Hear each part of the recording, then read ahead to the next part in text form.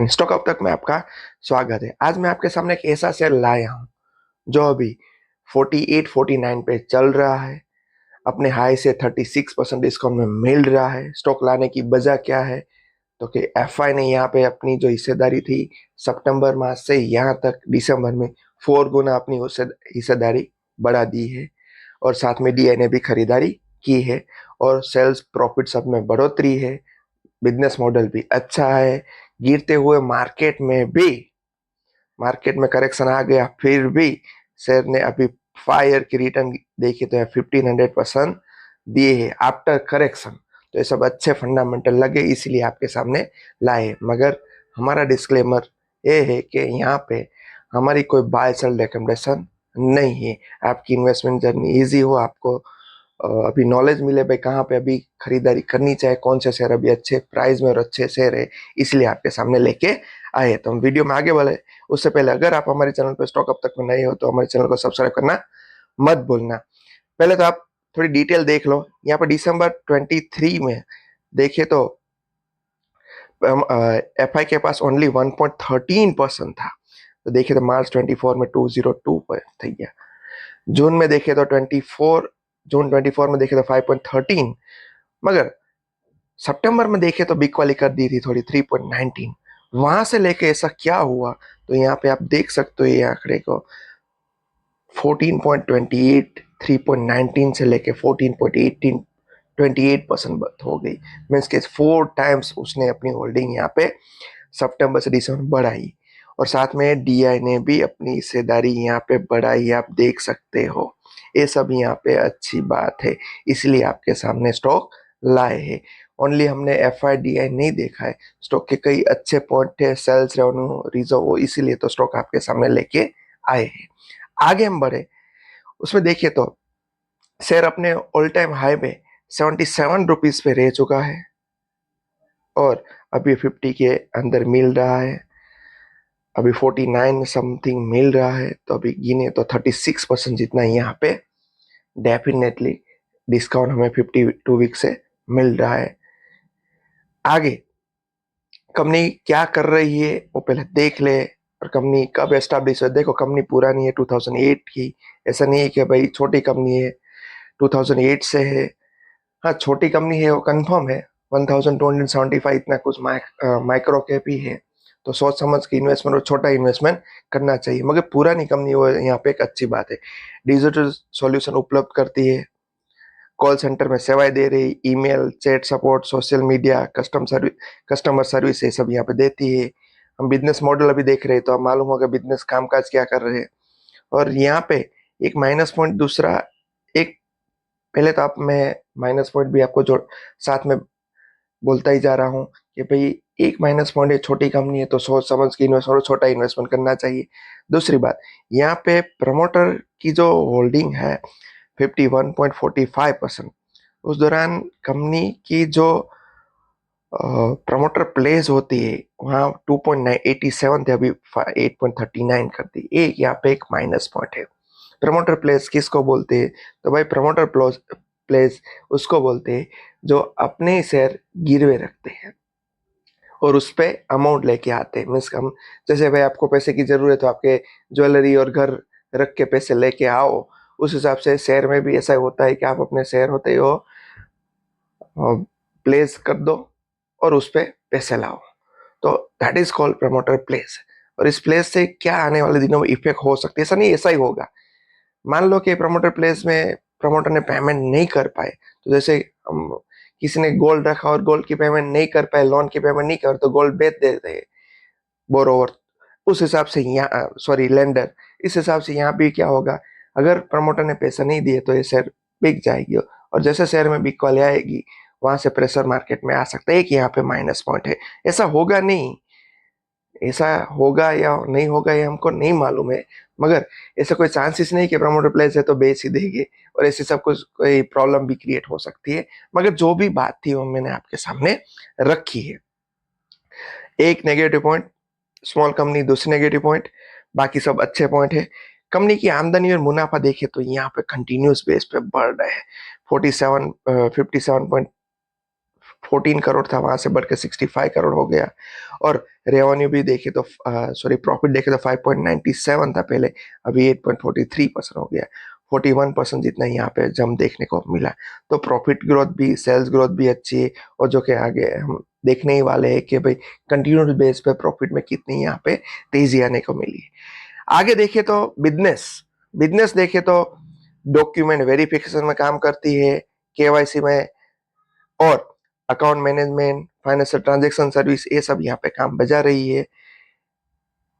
जैसे बैंकिंग में और फाइनेंशियल में केवाईसी, लोन वेरिफिकेशन, ग्राहक सहायता, टेलीकॉम कस्टमर, ये सब यहाँ पे बिजनेस उसका मॉडल है। E commerce, order management, customer help desk, health care, medical insurance, ये सब देखो ऐसे बिजनेस है, डिजिटल है, कभी बंद होने वाले नहीं है।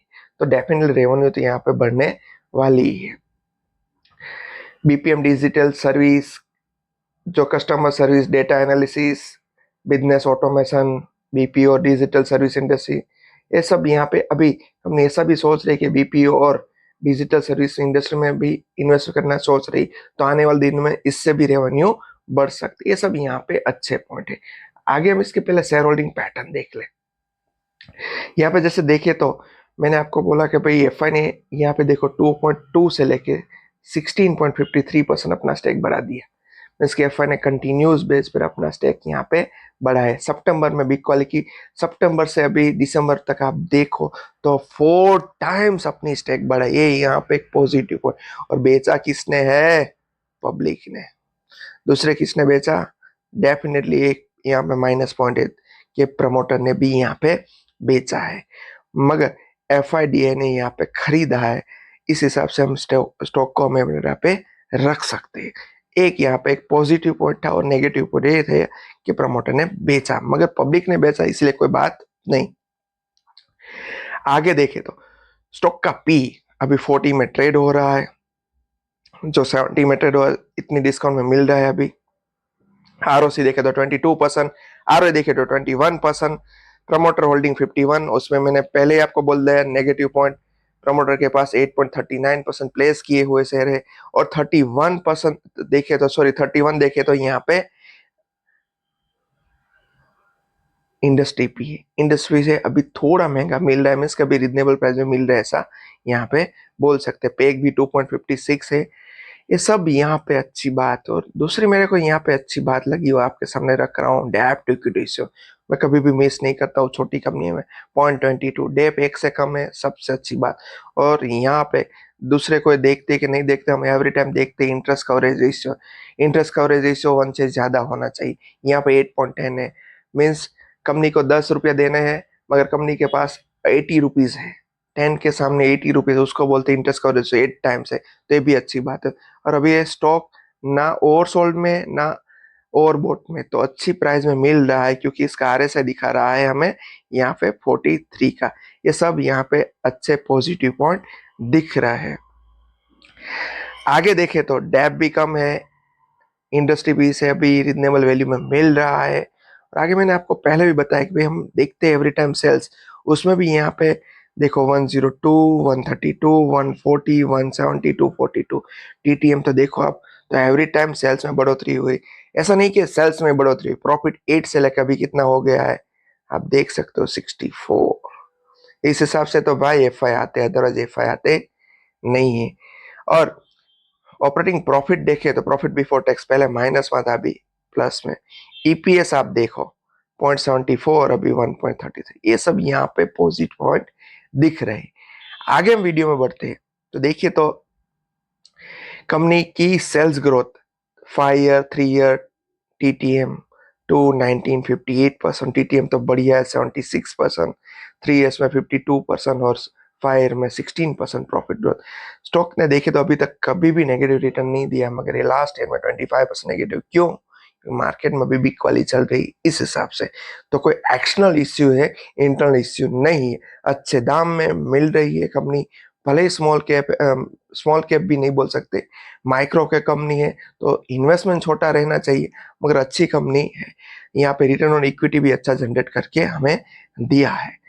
आगे देखिए तो इसके में रिजर्व देखो आप, रिजर्व पहले 8 था, वहां से रिजर्व छोटी कंपनी में बढ़ना इतना सबसे अच्छी बात है, 322।